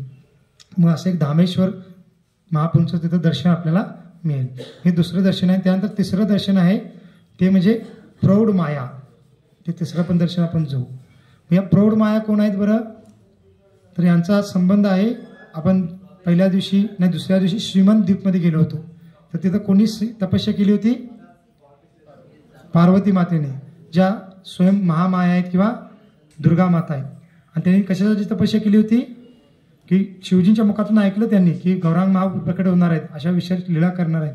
तर योग महामायेला किंवा दुर्गा मातेला भगवंताच्या लीलेमध्ये प्रवेश नसतो. तर मग पार्वती मातेची इच्छा होती की गौरांग महाप्रभूंचा एवढा अवतार करुणामय आहे, मला त्या लीलेमध्ये प्रवेश करायचा, त्या लीला पाहायच्या आहेत. आणि त्यांनी तपस्या केली श्रीमंत द्वीपमध्ये आणि गौरांग महाप्रभूंनी त्यांना वरदान दिलं. आणि त्या वरदानानुसार मग इथं जे प्रौढ माया ठिकाण आहे आपण जिथं जाणार आहे, फार असा मोठा वटवृक्ष आहे, बाजूने भरपूर दुकानं पण आहेत आणि मध्ये ते त्या वटवृक्षाच्या आतच मंदिर आहे. आणि तिथं त्या प्रौढ माया म्हणजे दुर्गा माता किंवा पार्वती मातेचं विग्रहाचं दर्शन आहे. आणि त्या प्रौढ माया म्हणजे कोण आहेत? पार्वती मातेलाच भगवंताने तिथं स्थान दिलेलं आहे. ह्या धामामध्ये भगवंताच्या लीलेमध्ये सहभागी होण्यासाठी लीलेचं दर्शन करण्यासाठी. मग शिवजींना स्थान वेगवेगळ्या ठिकाणी दिलेलं आहे. जसं आपण चैतन्य महाप्रभूंच्या जन्म ठिकाणी पण शिवजींचं स्थान पाहिलं, किंवा हंसवाहन ठिकाण, हंसवाहन मंदिर म्हणून एक ठिकाण आहे जिथं शिवजी हंसवर बसून आले, तिथं पण शिवजी वास करतात या धामामध्ये. असं वेगवेगळ्या ठिकाणी शिवजी वास करतात. तसंच भगवंताने पार्वती मातेला ते ठिकाण दिलं आणि तिथं आपण दर्शनाला जाऊ. आणि आचार्य म्हणतात तिथं जाऊन आपण पार्वती मातेनं प्रार्थना केली पाहिजे. कारण पार्वती मातेच्या प्रभाव म्हणजे ह्या महामायेच्या प्रभावानेच आपण काय करतो, झालेला आहे भगवंतापासून दूर गेलेलो आहे, भौतिक गोष्टींच्या मागे लागलेलो आहे, इंद्रिय भोगामध्ये लागलेलो आहे, कितीतरी जन्मोजन्मी आपण भ्रमण केलेलं आहे जन्ममृत्यू चक्रामध्ये. तर तिथं आपण प्रार्थना केली पाहिजे की हे महामाया तुम्ही काय करा, मला कृष्ण भक्ती प्रदान करा. आणि पहा, महामाया आणि योगमायामध्ये काय अंतर नाही, एकच शक्ती आहे भगवंताची. ती शक्ती दोन प्रकारे कार्य करते. मग प्रभुपाद त्याला उदाहरण देतात की लाईट आहे ती एकच आहे, पण ती लाईट जेव्हा आपण हीटरला जोडतो तर ती लाईट पाणी गरम करते, आणि ती लाईट जेव्हा आपण फ्रीजला जोडतो तर ती लाईट काय करते, पाणी थंड करते. तसंच भगवंताची एक शक्ती आहे, ती जीव भगवंताच्या शरणाला जातात, ती शक्ती त्यांना योग मायेप्रमाणे कार्य करून सहाय्य करते, त्यांच्यावर कृपा करते. आणि योग माया म्हणजे कोण? राधाराणी. आणि जे भगवंतापासून दूर जातात आणि भोग करण्याचा प्रयत्न करतात, तीच शक्ती त्यांच्यासाठी महामायेप्रमाणे कार्य करते. आणि महामाया म्हणजे कोण? पार्वती माता. मग योग माया त्यांचं फार संगोपन करते, पोषण करते, दिव्य आनंद प्रदान करते. आणि महामाया त्यांचं अशा बद्ध जीवांना, भगवंतापासून दूर जाणाऱ्या जीवांना क्लेश देते, दुःख देते. दोन्ही एकच शक्ती आहेत. त्यामुळे राधाराणी आणि पार्वती मातेमध्ये काय अंतर नाही आहे. पार्वती माता या राधाराणीचंच एक विस्तार रूप आहे असं म्हणलं. जसं एकच आई आहे, दोन मुलं आहेत, एक मुलगा जरा अभ्यास करायला चांगला तर ती आई काय करेल, त्याला लाड करेल, काहीतरी चांगलं खाऊ घालेल. आणि दुसरा जर काही दंगा करत असेल, खोडकरपणा करत असेल तर तीच आई त्या मुलाला दुसऱ्या मुलाला एक थप्पड मारेल, रागावेल. एकच आई दोन मुलाप्रती वेगळ्या पद्धतीने वागत आहे. परंतु आई वेगळी आहे का? आई एकच आहे. आणि आचरण जरी वेगवेगळं वाटत करत असले तरी हृदयामध्ये प्रेम भावनाच आहे. मग आई एकाला लाड करते त्याच्यामध्ये पण प्रेम आहे, आणि तीच आई दुसऱ्या मुलाला मारते त्याच्यामध्ये पण प्रेमच आहे. मग अशा पद्धतीने भगवंताची शक्ती योग माया आणि महामायाच्या रूपात कार्य करते. मग तेच महामाया इथं प्रौढ मायेच्या रूपात वास करतात. आणि जे कोणी भक्त तिथं दर्शन करायला जातात आणि गौरांग महाप्रभूंची भक्ती मागतात, सेवा मागतात, त्यांना ती प्रौढ माया जी महामाया आहे ती योग मायाप्रमाणे कृपा आशीर्वाद देते आणि भक्तीवर म्हणजे फार आपल्याला सहाय्य करते. तिथं पण आपण जाऊन त्यांचंही दर्शन करू. हे ठिकाणी आहे. तर मग अशा पद्धतीने वेगवेगळी ठिकाणं ह्या धामामध्ये आहेत.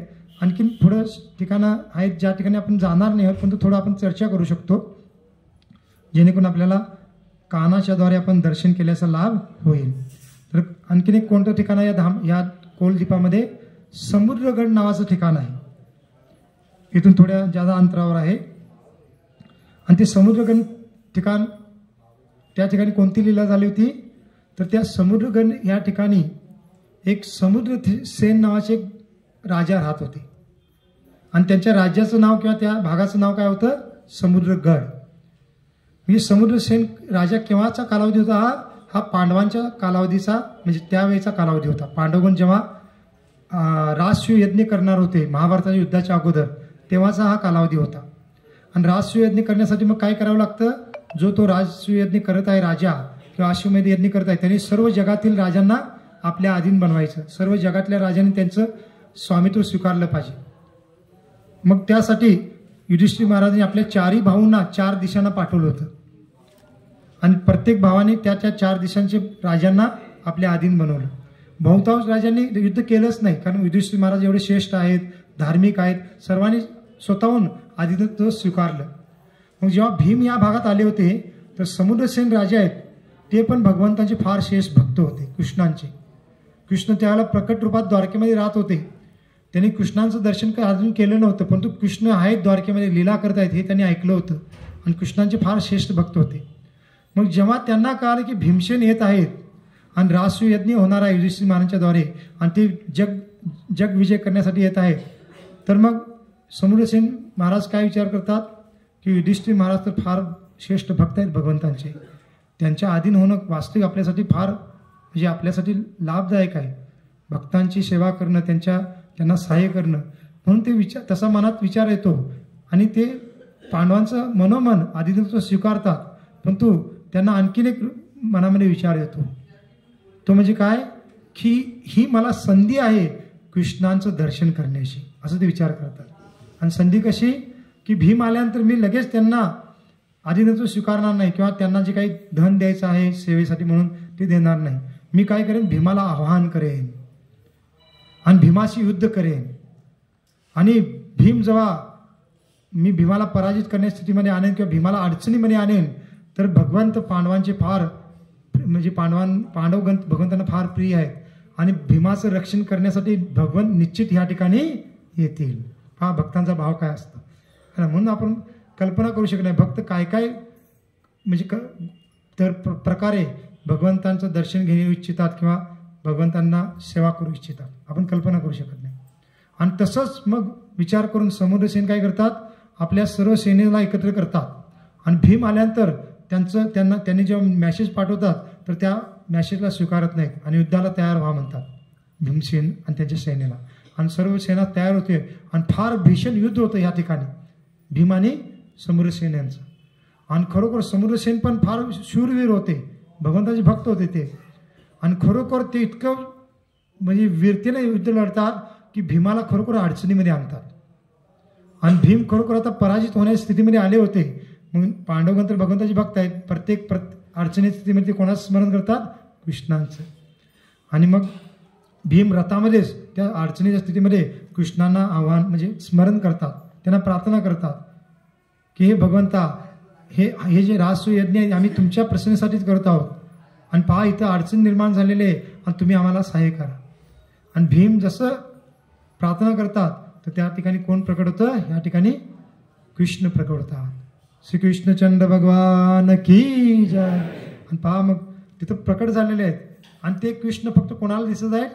भीमाला आणि समुद्रसेन यांना दिसत आहेत. भीम त्यांचे संभाषण करून त्यांना प्रार्थना करत आहेत आणि भीमाशी भगवंत वेगळ्या पद्धतीने डील करत आहेत. आणि इकडं समुद्रसेनजींना पण दिसतं की कृष्ण प्रकट झालेले आहेत आणि भगवान श्रीकृष्ण सुंदर रूप ते पाहत आहेत, ज्या रूपाचं त्यांनी फक्त आजपर्यंत श्रवण केलं होतं.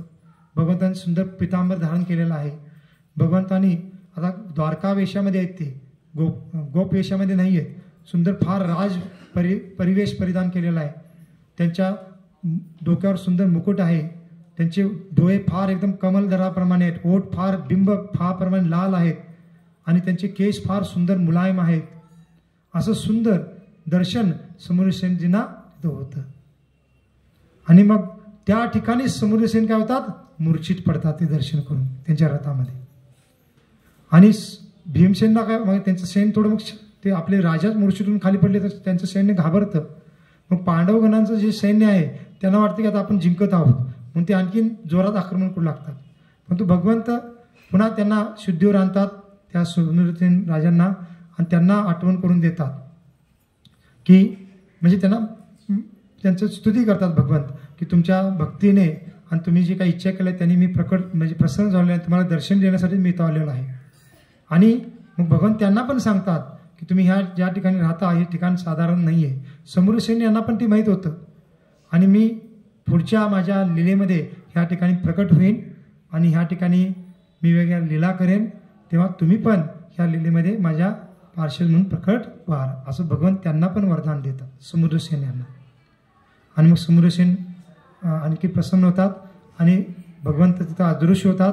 आणि भगवंत अदृश्य झाल्यानंतर समुद्रसेन मग आता युद्ध करत नाही, युद्ध थांबवतात आणि भीमांना नमस्कार करून त्यांचं शरणागती पत्करून त्यांना काय करतात, जे काही राष्ट्र यज्ञासाठी जो कर द्यायचा आहे, बाकी गोष्टी द्यायच्या आहेत ते सर्व देतात.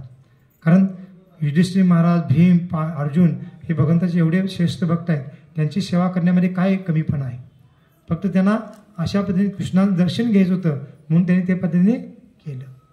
मग अशी एक विशेष लीला या ठिकाणी घडली. आणि मग ते ठिकाण ज्या ठिकाणी ते त्यांचं महल होता किंवा ते राहत होते ते ठिकाण अजून आहे. महल ते नाही आहे, परंतु त्या ठिकाणाला समुद्रगड म्हटलं जातं आणि त्या ठिकाणी समुद्रसेन राजा राहत होते. आणखीन एक विशेष हे कोलद्वीपचं महात्म्य आहे. ते म्हणजे काय की ह्या कोलद्वीपमध्ये आपण पाहतो की पलीकडे अंतर्द्वीप आहे, इकडे कोलद्वीप आहे, मध्ये गंगा नदी वाहते. तर ही जी गंगा नदी वाहते, जसं या कोलद्वीपला आपण काय म्हणलो गोवर्धन पर्वत आहे किंवा बहुला वन आहे, तसंच ही जी गंगा नदी वाहते, ही गंगा नदी गंगासागर जे काही तीर्थक्षेत्र आहे त्याच्यापासून अभिन्न आहे असं म्हणलं आहे. तर गंगासागर तीर्थक्षेत्र कुठे येतं, बंगालमध्येच, जिथं गंगा बंगालच्या उपसागराला मिळते, पुढे जाऊन कलकत्त्याच्या पुढे मिळते, जिथं सागराला मिळते गंगा नदी, त्याला काय म्हणलेलं आहे गंगा सागर. कारण ते पण फार पवित्र ठिकाण आहे, तिथं पण वर्षाला भरपूर मोठे मेले भरतात, यात्रा होते, बरेच जण जात असतात. मग जसं आपण म्हणालो की ह्या धामामध्ये सर्व तीर्थक्षेत्र वास करतात नवद्वीपमध्ये. म्हणजे गंगेचा जो भाग आहे, आपण ज्या पात्रातून आलेलो आहे ते भाग म्हणजे काय गंगासागरापासून अभिन्न आहे. पहा आपण एवढंच सर्व करत आहोत तीर्थ भ्रमण का, कारण त्याच्यामागे पण प्रसंग आहे. एकदा काय झालं, सागर देवता गंगा मातेला म्हणू लागले की हे गंगा माते तुम्ही किती, हे गंगादेवी तुम्ही किती भाग्यशाली आहात की गौरांग महाप्रभू तुमच्या किनारी प्रकट झाले किंवा होतात आणि तुमच्या किनारी ते भरपूर दिव्य लीला करतात, तुमच्या जलामध्ये ते स्नान करतात, तुम्ही किती भाग्यशाली आहात. असं कोण म्हणू लागलं, सागर म्हणू लागले समुद्र गंगा मातेला. तर त्यावेळेला गंगा माता आनंदित झाल्या नाहीत. गंगा माता उलट आणि एकदम फार असं मायूस होऊन सागर देवतांना म्हणू लागले, समुद्र देवतांना की मी कुठे भाग्यवान आहे, मी तर फार अभाग्य आहे. का, कारण भगवंत माझ्या नदीच्या माझ्या पात्राच्या किनारी प्रकट झाले, काही वर्ष त्यांनी लीला केली, परंतु काही वर्षांतर ते काय करतात, मला त्यागतात. भगवंतांनी त्यागलं ना, संन्यास घेऊन ते इथून निघून गेले. फक्त त्यांच्या पार्षदांना किंवा या भूमीलाच त्यागलं असं नाही, तर गंगेपासून पण दूर गेले ते. आणि गंगा माता समुद्र देवताला म्हणते की वास्तविक माझ्यापेक्षा तुम्ही भाग्यशाली आहात. का, कारण भगवंतांनी इथं काही लीला केली आणि मला त्यागून निघून गेले. आणि ते कुठे आले, जगन्नाथपुरीला गेले. आणि जगन्नाथपुरीमध्ये काय आहे, समुद्र आहे ना, तिथं नदी नाही आहे ना. तर गंगा माता म्हणते की पहा इथं मला त्याग करून ते तुमच्या किनारी आले आणि तिथं त्यांनी विशेष लीला केल्या, तुम्ही वास्तविक भाग्यशाली आहात. परंतु पहा हे संभाषण काय चालू आहे. परंतु समुद्र देवता काय म्हणतात की नाही, महाप्रभू तिथं येतात जगन्नाथपुरीमध्ये, परंतु ज्या लीला त्यांनी ह्या भागामध्ये नवद्वीपमध्ये केलेल्या आहेत त्या लीला तिथं होत नाही. आणि समुद्र देवता दुःख काय करतात की तिथं येतात भगवंत, परंतु ते कोणत्या वेशामध्ये आहेत, एक संन्यासी वेशामध्ये आहेत. आणि संन्यासीचा वेश कसा असतो, एकदम सिंपल असतो. चैतन्य महाप्रभू एक सिंपल धोती परिधान करत आहेत आणि त्यांचे केस मुंडन केलेले आहेत, अंगावर काही अलंकार नाही आहेत, एकदम सिंपल देश आहे. तर समोर देवता म्हणतात मला ते रूप पाहून आनंद वाटत नाही, मला त्याच्यापेक्षा नवदीप महाप्रभूमधलं रूप फार आनंददायक वाटतं. का? कारण इथं भगवान फार एकदम ऐश्वर्य भावामध्ये आहेत, सुंदर वस्त्र परिधान केलेले आहेत, सुंदर असे केस आहेत. आपण पाहतो आपल्या मंदिरामध्ये पण भगवान किती सुंदर दोन्ही हात वरती करून उभे आहेत, तिथं त्यांचे केस पण आहेत, मुकुट आहे, फेटा बांधलेला असतो, त्यांना अलंकार घातलेले असतात, पायामध्ये नुपूर असतं नेहमी चैतन्य महाप्रभूच्या. आणि चैतन्य महाप्रभू नुपूरचं घालून ते इथं नृत्य करतात कीर्तनामध्ये. आणि ते पाहण्याची समोर देवता म्हणतात गंगा मातेला की तुला ते पाहण्याची दर्शन करण्याची संधी मिळते, मला ती मिळत नाही, त्यामुळे तुम्ही भाग्यशाली आहात. आणि म्हणून मला ती संधी घ्यायची आहे, म्हणून मी काय करतो तुमच्या पात्रातून त्या नवदीपपर्यंत येतो. कळतंय मी काय म्हणते?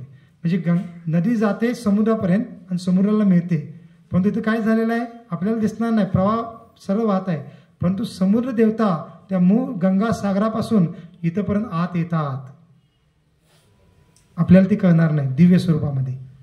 आणि इथं समुद्र देवता वास करतात. कशासाठी? चैतन्य महाप्रभूच्या लीला पाहण्यासाठी. आणि आजही ती वास करत आहेत, कारण चैतन्य महाप्रभूच्या लीला आजही होत आहे ना. कोनो भाग्यवान देख पार पाय होत आहेत, आणि समुद्र देवता तेवढे भाग्यशाली आहेत. आणि म्हणून हे जे गंगेचं पात्र आहे ते गंगासागरपासून अभिन्न आहे. मग असं हे महात्म्य या कोलद्वीपाचं आहे, कोलद्वीपाचं. आणि आपण ह्या ठिकाणी आलेलो आहोत, त्यामुळे आपण इथं प्रार्थना केली पाहिजे जे जगन्नाथ दासबाबाजी महाराजांना त्यांच्या कृपे असण्याची. त्यानंतर धामेश्वर महाप्रभूंना आपण प्रार्थना केली पाहिजे त्यांच्या कृपा आशीर्वादाची. आणि प्रौढ माया यांना पण त्यांच्या कृपा आशीर्वादाची प्रार्थना केली पाहिजे. आणि मग समुद्रसेन यांचंही आपण स्मरण करा. त्यानंतर आणखीन एक शेवटचा एक प्रसंग आहे, जसं गंगासागराचं पण आपण इथं स्मरण करू शकता. आणि पुढे आणखीन एक विशेषता म्हणजे आपल्या गुरु शिष्य परंपरेमध्ये आणखीन एक चैतन्य महाप्रभूंच्या पूर्वीचे एक आचार्य होते, त्यांचं नाव आहे जयदेव गोस्वामी. जयदेव गोस्वामी कोण आहेत? ज्यांनी 10 अवतार स्तोत्र लिहिलेला आहे. आपण 10 अवतार स्तोत्र गातो, बरेच जण आपल्याला माहीत असेल, वैष्णवगीतमध्ये आहे. तर ते जयदेव गोस्वामी पण ह्याच भागामध्ये राहत होते. चंपाहाटी नावाचं एक ठिकाण आहे या कोलाडीपमध्येच, इथून काही अंतरावर. तर त्या ठिकाणी जयदेव गोस्वामी राहत होते. आणि ह्या ठिकाणी वास करत असताना त्यांनी गीत गोविंद नावाचा ग्रंथ लिहिला, ज्याच्यामध्ये भगवंताच्या वेगवेगळ्या लीलांचं वर्णन आहे. आणि त्या गीत गोविंद ग्रंथामध्येच हे 10 अवतार स्तोत्र आलेलं आहे. आणि त्या 10 अवतार स्तोत्रापैकीच आपण एक कडवं आहे ते नरसिंह भगवंताच्या आरतीमध्ये गातो, तव कर कमल वरे, ते त्या स्तोत्रामधलं आहे, फार मधुर स्तोत्र आहे ते. तर मग ते पण ठिकाणी ह्या कोलद्वीपमध्ये येतं. त्यांच्याबद्दल एक मधुर प्रसंग हा आहे की जेव्हा ते गीत गोविंद लिहित होते इथं, तर एक प्रसंग होता. आणि त्या प्रसंगामध्ये असं होतं की राधाराणी रुसलेले आहेत, क्रोधित झालेले आहेत भगवंतावर, आणि मान धरलेला आहे त्यांनी. आणि भगवान स्वयं काय करतायत, राधाराणीचे चरण पकडून त्यांना क्षमा मागत आहेत. असं ते त्यांच्या, कारण जे आचार्य असतात ते जे काही त्यांच्या ग्रंथामध्ये लीला वर्णन करतात ते काय असतात, त्यांच्या साधनेच्या वेळेला ते दुष्टान म्हणजे ते दर्शन करतात भगवंताच्या लीलेचं, आणि तेच दर्शन त्यांनी ग्रंथामध्ये लिहित असतात. मग त्यांना तसा दुष्टान झालेला आहे आणि ते लिहित आहेत. पण तो लिहिताना त्यांना काय वाटलं की नाही असं कसं होऊ शकतं, कृष्ण तत्वाच्या दृष्टिकोनात श्रेष्ठ आहेत आणि राधाराणीचे चरण पकडून ते क्षमा मागत आहेत, हे जरा व्यवस्थित वाटत नाही. त्यांना थोडी शंका वाटते आणि ते विचार करतात नाही थोडं अजून नंतर लिहूया आपण, थोडं अजून चिंतन म्हणून प्रार्थना करून भगवंतांना. आणि ते काय करतात, ते मनात आलेलं ते न लिहिता तसंच लेखणी ठेवतात. जे काही ते लिहित होते ज्या पानावर, पान म्हणजे त्यावेळेला झाडाच्या पानावर लिहिलं जात होतं, तर ते तसंच ठेवतात, लेखणी पण ठेवतात. आणि आपल्या पत्नीला म्हणतात की मी थोडं गंगा स्नान करून येतो, कारण गंगा स्नान केल्यानंतर थोडं आणि मी कृपा प्राप्त करेन आणि पुन्हा लिहिलेन. आणि ते गंगा स्नानला जातात. आणि ते गंगा स्नानला गेल्यानंतर थोड्या वेळानंतर त्यांच्या घरामध्ये त्या झोपडीमध्ये जयदेव गोस्वामी परत येतात. आणि त्या पत्नीला आश्चर्य वाटतं की लगेच तुम्ही आला, गंगा स्नानला गेला होता. तर ते काय म्हणतात, जयदेव गोस्वामी नाही म्हणतात, मी जे लिहित होतो ते मला लगेच स्मरण झालं, मला लिहायचं होतं म्हणून मी आलो, आणि तू मला लगेच भोजनाची प्लेट बनव, मी लिहून लगेच भोजन घेणार आहे. आणि मग पत्नी त्यांची भोजन प्लेट बनवू लागते. तोपर्यंत जयदेव गोस्वामी काय करतात, जे त्यांना मनात आलं होतं ते लिहिलं नव्हतं, म्हणजे कृष्ण काय करतायत, राधाराणीचं चरण पकडत आहेत, ते काय करतात, पुन्हा लिहितात, तसं जसं आहे तसं, आणि लिहितात, लिहून ते पूर्ण करतात, ते जे काही पद्य आहे किंवा गद्य आहे ते, आणि लिहून पुन्हा आत जाऊन आपल्या पत्नीने जे काही भोजनाची प्लेट वाढलेले आहे ते ग्रहण करतात, आणि ग्रहण करून पुन्हा बाहेर काही कार्यासाठी निघून जातात. आणि मग पत्नी पण आपलं आपलं कार्य करू लागते घरातलं. तेवढ्यात जयदेव गोस्वामी आणि येतात है ना, आणि ते पत्नीला काय म्हणतात की आता स्नान करून मी आलेलो आहे, मला भूक लागलेली आहे, मला भोजन प्लेट बनव. ती पत्नी एकदम आश्चर्यचकित होते की पुन्हा जेवण आत्ताच तुम्ही भोजन करून घ्याला आणि पुन्हा भोजन कसं मागत आहात. तर ते जयदेव गोस्वामी काय म्हणतात, नाही मी तर मी स्नान नाही गेलो, तो आत्ता आलो बऱ्याच वेळानंतर. मग त्या पत्नी काय म्हणतात, नाही थोड्या वेळचा वेळापूर्वी तुम्ही आला होता, तुम्ही आत जाऊन तुमचं जे लिहित होता ते थांबवलं होतं, ते पुणे तुम्ही लिहिला आणि त्यानंतर भोजन घेतला आणि गेला, पहा इथं भोजनाची प्लेट आहे. मग जयदेव गोस्वामी एकदम आश्चर्यचकित होतात. ते पद आत धावत जातात आणि पाहतात त्यांनी जे लिहिण्याचं थांबवलं होतं आणि जे एक लाईन ती लिहिणार होती परंतु लिहिले नाहीत त्यांनी, ज्याच्यामध्ये राधाराणीचे कृष्ण चरण पकडलेले आहेत, माफी मागत आहेत असं वर्णन आहे, ते त्यांनी लिहिली नव्हती, तर तीच लाईन पूर्ण लिहून केलेली होती. मग त्यांच्या डोळ्यातून अश्रू येऊ लागतात, कारण ते जे मध्ये आले होते जयदेव गोस्वामी ते कोण होते, स्वयं कृष्णच होते. कारण कृष्णाला त्याच्यामध्ये काही लज्जा वाटत नाही है ना. एखाद्या पुरुषाचा कोणी फोटो काढला, पत्नीचा पाय पकडला असं आणि काय पाय करायला आहे त्याला, आणि ते पुढे व्हायरल केला ना, तो पुरुष काय करेल त्या व्यक्तीबद्दल आहे ना. तुम्ही आहे ना करत पण असतील एकांतामध्ये, माहीत नाही, परंतु ते म्हणजे कोणाला कळ नको पाहिजे ना पत्नीचं. शास्त्रामध्ये आहे, म्हणजे आपल्याला ऐकून विचित्र वाटेल, शास्त्रामध्ये आहे की पुरुष स्त्रीच्या प्रती इतका आसक्त असतो आपल्या पत्नीप्रती, कधी कधी एकांतामध्ये पत्नी जेव्हा शरीर संग करायला नकार देते तो पुरुष चरण पकडतो पत्नीची, असं शास्त्रामध्ये वर्णन आहे. ही स्थिती आहे या भौतिक जगाची है ना. तर ही स्थिती असते, परंतु भगवान श्रीकृष्णांना राधाराणीचं चरण पकडायला काही लज्जा वाटत नाही, त्यांना उलट ते मोठापणा वाटतो. आणि ते लिहिलं नाही तर ते स्वतः येऊन लिहित आहेत की हो मी पकडतो, राधाराणीचं चरण पकडतो आणि अभिमानाने पकडतो, आणि ते स्वतः येऊन लिहित आहेत. आणि जयदेव गोस्वामी ते पाहतात लिहिल्यानं, आणि ते अक्षर इतके सुंदर होते एकदम मोठ्यासारखे, कारण भगवंतांनी स्वतः लिहिलेले आहेत. आणि ते फार आनंदित होतात, अश्रू येतात, आणि ते पत्नीला जाऊन म्हणतात की तू किती भाग्यशाली आहे की डायरेक्ट प्रत्यक्ष भगवंतांची सेवा करण्याची तुला संधी मिळाली, भोजन परोसण्याची वाढण्याची संधी मिळाली, किती भाग्यशाली असं म्हणून ते आपल्या पत्नी स्तुतीला करू लागतात. तर हा जो प्रसंग आहे हा प्रसंग ह्याच कोलाद्वीपमध्ये घडलेला आहे. आणि तेच ग्रंथ आहेत ज्या ग्रंथामध्ये ते वाक्य लिहिलेलं आहे, तोच ग्रंथ कोणता आहे, गीत गोविंद ग्रंथ आहे, त्याच्यामध्येच दशावतार तोत्र येतो. मग असे वेगळे विशेष प्रसंग या ठिकाणी झालेले आहेत. आणि ह्या ठिकाणी मग त्या जयदेव गोस्वामींना भगवंतांनी गौरांग महापूरच्या रूपामध्ये दर्शन दिलेलं आहे. कारण जयदेव गोस्वामी गौरांग महापूर प्रकट होण्याच्या अगोदरच्या काही कालावधीपूर्वी म्हणजे होते. आणि मग त्यावेळेला चैतन्य महाप्रभूंनी त्यांना दर्शन दिलं, आणि चैतन्य महाप्रभूंनी स्वतः जयदेव गोस्वामी सांगितले की तुम्ही इथून कुठे जावा, जगन्नाथपुरीला जावा, तिथं सेवा करा. आणि मग जगन्नाथपुरीला चैतन्य महाप्रभू आपल्या पत्नीसोबत इथून जयदेव गोस्वामी आपल्या पत्नीसोबत इथून जगन्नाथपुरीला गेले होते. मग ह्या सर्व लीला या धामामध्ये घडलेले आहेत, आणि त्यामुळे हे धाम फार विशेष आहे. श्री कोलादीप धाम की, श्री नवदीप मायापुर धाम की, शील प्रभुपाद की, हिताय गौर प्रेमानंदे, हरि हरि बोल.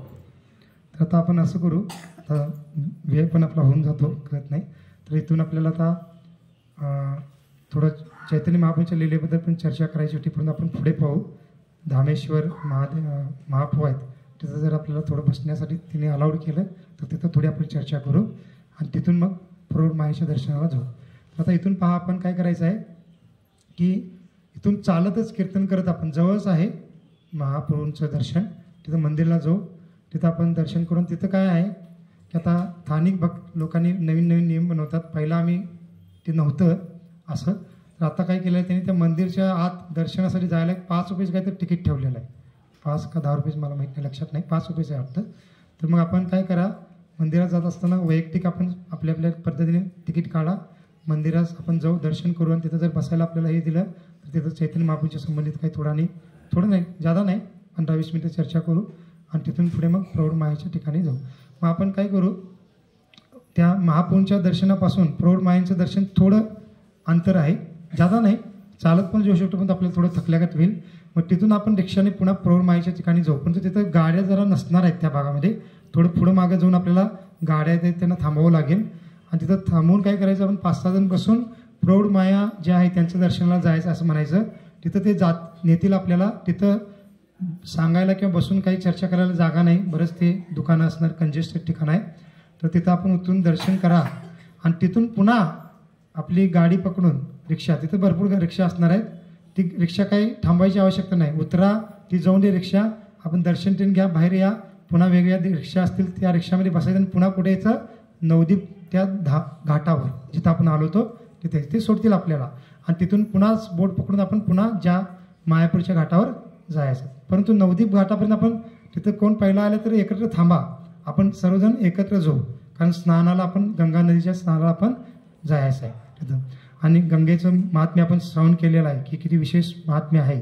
तर मग त्यामुळे सर्वांनी नवदीप घाटावर जरी कोणी लवकर पोचलं तर बोट चालले तर आपण लगेच पुढे जाऊ नका, तर आपण एकत्र जाऊ. हां, ठीक आहे. त्या पद्धतीने हरे कृष्णा. श्रील प्रभुपाद की, अनंत कोटि वैष्णव वृंद की, निताय गौर प्रेमानंदे. हरि हरि बोल. हरे कृष्ण. चला.